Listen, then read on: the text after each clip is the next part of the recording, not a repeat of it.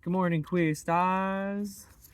Wherever you are, where this finds you, the timeless reading, doing sunrise oracles at the shoreline. I'm Otis Elevator Ashtabula Bell. I'm your witch on the job.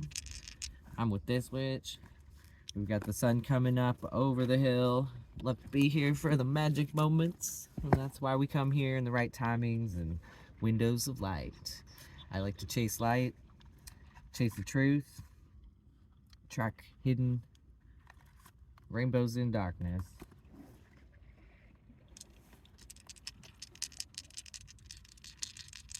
I'm a 12th house Pisces sun. I'm an oracle. I've got messages, so I decided to come out here and stop being so introverted and start sharing them. I have a lot of time I spend in introverted space, but I figure I've gotten through a lot of heartbreak with YouTube videos, and I got to get on the interweb and be a witch on the web. So I'm here with these divine timings, like the light, to do oracle reading. I'm going to do a little astrology dice here. Take from this as what you will today. For this reading for the collective, we got 7, Mars, and Cancer. We got to take care today. Nurturing, put all that aggressive energy into protection. You know, protest, right? I'm a water protester. No, I'm a water protector. I loved that shift in language. Mars in the 7th. We got to take care of our relationships, especially in the 7th house. We're talking about partnership. We're talking about intimate lovers, partners, you know, those one-on-one intimate relationships, whatever that is, whatever your life partner scenario is. It could be with a dog, you know, right now. Seriously, those are way more intimate than most human relationships that I've known, because that dog is not at all boundaried physically, is with you all the time, 24/7 for years, and has such loyalty and physical continuity of intimacy. It's incredible. So yeah, no, it could be that. Whatever you need to value in your primary. This right now, the nature right now is my path, like that, I would say, you know, my practice. Those are all words that I describe what this is. This is my beloved. It's my primary. It has been for a long time. I just didn't quite put it like that. Once I realized that, I was like, oh gosh, I really need to take care of this relationship with my primary partner. It's like butting into my other ones, asking for more of my time, kind of like messing up with the other ones because it's not something that's valued by society. But I was gay, so I understand that kind of thing where society doesn't see your primary. Anyways, Mars, there's interesting reflections going on with Mars right now. I'm really reflecting on some weird places this hits my narrative. Where does it hit yours? Where might you put your energy into nurturing your relationships of intimacy and like being more caring there, becoming more cared for there, being able to give and receive nourishment and nurturance as a place to put our aggressive energy, putting it into there, putting it into nurturing, gestating life, caring for things, putting it into caring for things, and realizing that if we want to fight in relationship, it's just that we care. So how could we put that energy into caring for things? I think that's a really good point.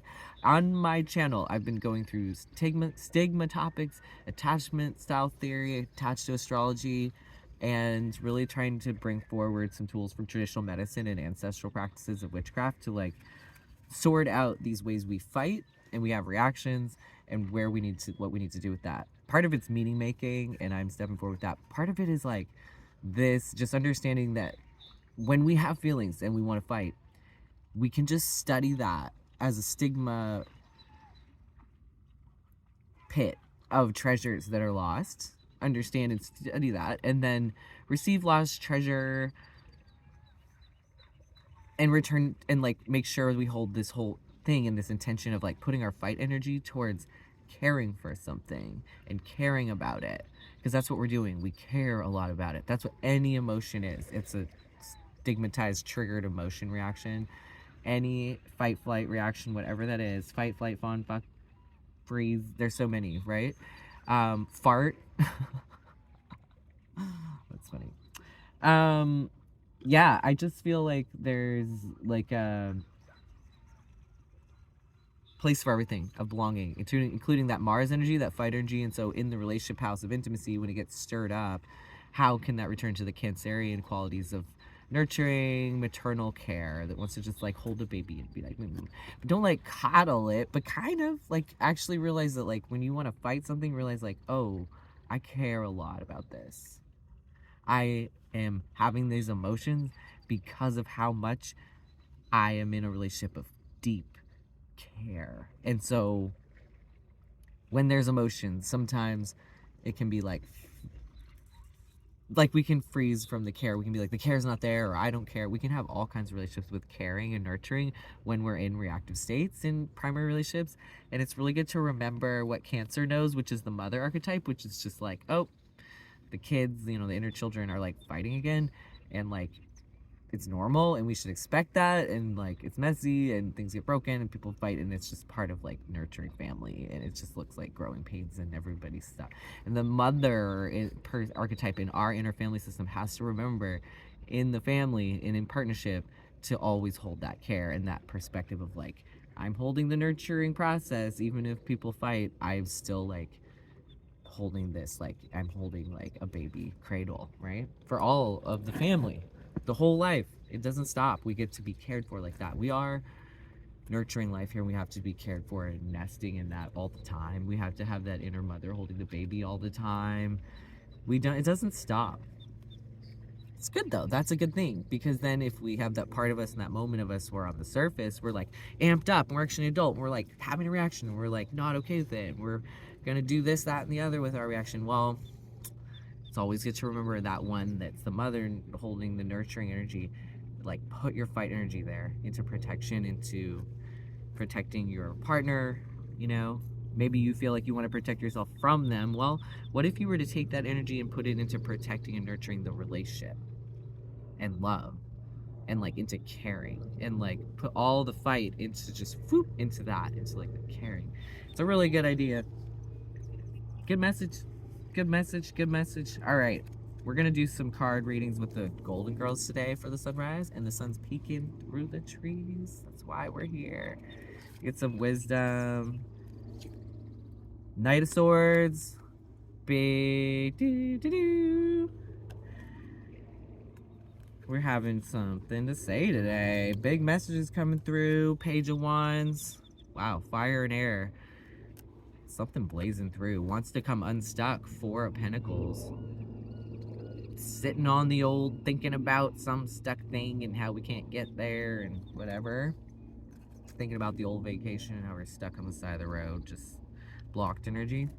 Well, that's kind of intense combo right off the bat. To have blocked energy of the earth, the material, the 3D, just with all this creative fire and wands coming in, and then this blocked earth. Oh my gosh, Page of Wands, new idea, all this stuff we want to do with it. Dun dun dun dun dun dun dun. What the hell do we do with that? It feels blocked in the material. How do we translate this to reality? Yeah, I'm feeling that. That tracks. That's why I come to the sunrise. Oh, judgment. Because I'm looking for some epiphany. I look for answers and signs. I saw the sign, and it opened up my eyes. I saw the sign. Life is demanding without understanding. I saw the sign, and I opened up my eyes. I saw the sign. No one's gonna raise you up just to get into the light where you belong. Where you belong. To the light where you belong. That was fun. We had to have this moment, this little ritual. See, you never know why. I just got up and I see the color in the sky and I just race down here. You should see me. Oh my god, I'm like, dun, dun, dun, dun, dun. Oh, the light. Three of Cups. I feel like this about the shoreline. I'm like, I gotta go see the light.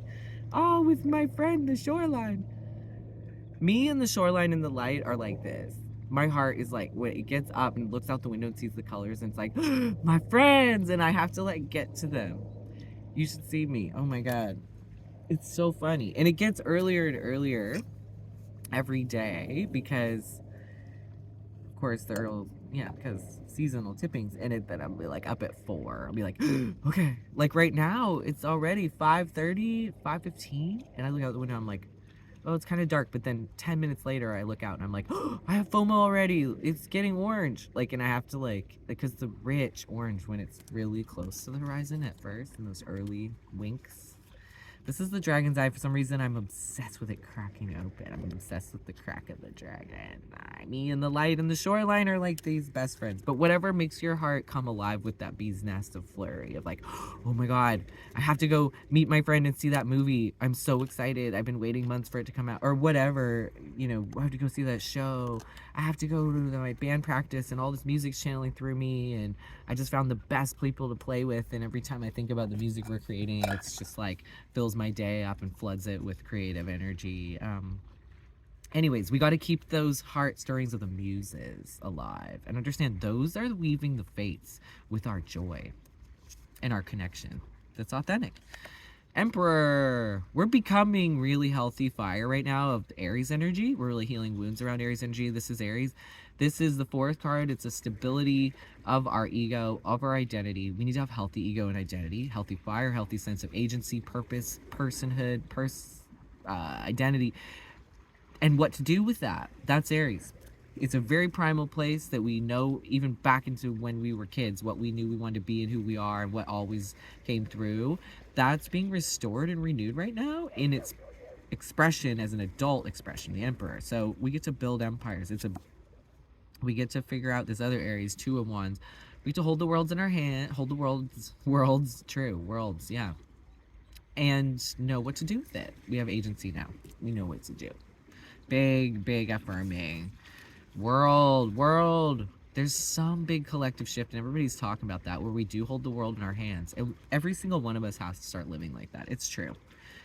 We know, it's been a long time that we know that this knowing in our head here, we have to be with what our body knows. That we do hold the earth in our hands. We do. And what we think we know in our bodies and feel is going to be what we live with here on the earth. We all hold it. Look at, she's holding this Queen of Cups in her hands, Queen of Cups. It's like our emotions, what we feel, are actually creating the world. That's true. And every single one of us, how we're doing that with our lunar bodies and how we're holding that world energy in our hands and coming to that place of completion, like we don't need to wonder and wander anymore. That our full energy goes towards protection and care just for those that we love and we're in a relationship with. And that love and care builds the world. We have to. Because you know what the Emperor is? This healthy masculinity. I like to put an F on the Femperor. The Fempire. Because we're mostly water and it's mostly feminine here. We will mostly have X chromosomes. So even in this Emperor, this healthy masculinity, is just the part of us that's just like has that Mars part. It's like, where are you gonna put your energy? That's all. Who are you and what are you gonna do with that? That's that Mars energy. And really, most of us have to really, like, there's so much matrilineal energy coming out here with the Queen of Cups, the Moon, even how like this is very like beautiful and elegant earth, you know, holding the earth, but just these beautiful ways that the divine feminine, they're all these cards, this spirit is picking all these cards where they're literally just like grandma, 13th grandma's right, 30, like they're holding the earth. They're just holding the earth. And so, you know, and they're holding like these chalices. This is part of what's holding the earth, is all these raised cups of the friends weaving that. And all of the divine knowing of the royalty inside of our waters that knows that. And once we hold that, it's a completion. We're coming to completion as a whole world, that we hold the world in our hands, just like that in our relational webs. And that the real economy is trust. And we know that. And that we have to get creative with what we're going to do with that. And really understand that trust is just our love in action and how it serves that which protects our love. And we just serve our love. With our protective energies, we serve our love. That's all. That's what trust is. You know, it's just when we understand how to organize that belonging of energy of care and not make it go into fighting, but understand what to fight for. Fighting for caring, fighting for love, fighting for relationships. What would that look like to put energy into protesting that's been guarded, into protecting life and love and different ways. The Fool, we're rewriting that narrative, I think, right now, majorly, stepping into some new beginner's minds, like way bigger. Page of Wands on the scene. The Fool. it's interesting because with the moon right after, we're getting this message that like we have to really come into intuition right now from our own embodied knowing. We have to open up, all of us, to our own ways that we each hold the world, and that we each are held in this satisfied royalty place of the queen, where we're just like stabilizing. And who are our Three of Cups experiences, our friends, like, you know, how's the way that we individually hold the world? What kind of emperor are we with what kind of message? Knight of Swords coming through. And like what kinds of blocks and challenges are upon you too.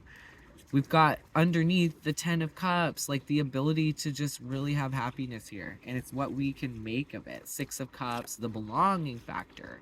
It's just natural for us to be guided by where we authentically feel that, each of us. And this 10, with all of our protective energy, that which feels good in belonging. We all just have to navigate towards that, and there's all these ideas of what we could be doing with our life and producing and what's important and which relationships to value. But it's important to value the ones that just really feel good, and for you to open up to feeling what feels good in your life as a new way of orienting. The sun. What makes you feel like that? That's just, you know, bridge the sun and the moon. I like how they're both wrapped around their heads in this glowing knowing. It's like tap in your glowing knowing bodies of your sun and moon, and that which makes you become that luminary that lights it up. I love this one, 9 of Pentacles, that makes you feel like so beautiful in your dream, like you've manifested it and it's so made for you. You know, like that's just right on, you know? It's so funny. Yeah, I like this message. It's also really backlit. How are you doing with the light? The Magician. That's right. This reading is an affirmation that like, oh, and the Star, wow. And Page of Cups. These are such good cards. The Star, ah, and the Magician, ah, and the Page of Cups. You can just feel the empowerment in this reading. Wow. Page of Cups. Look at her on the beach just like holding that fish leaping out of the cup. We are talking about everybody has the world in their hands, leaping out from their own love stories and joy. The High Priestess knows. Oh my goodness. The garden grows right just from where we are and what we know, and our belonging is our guiding star of our own joy. In belonging, just where you enjoy to be and with who. And just keep showing up for that. And we got to rebuild this world. We hold it in our hands just like this. It nurtures. We protect the world and life by just like having loving relationships and putting all our energy there. There's a duck. I love it. All right, over and out. This light's terrible. Hope you have a wonderful day. Over and out, queer stars. Much love.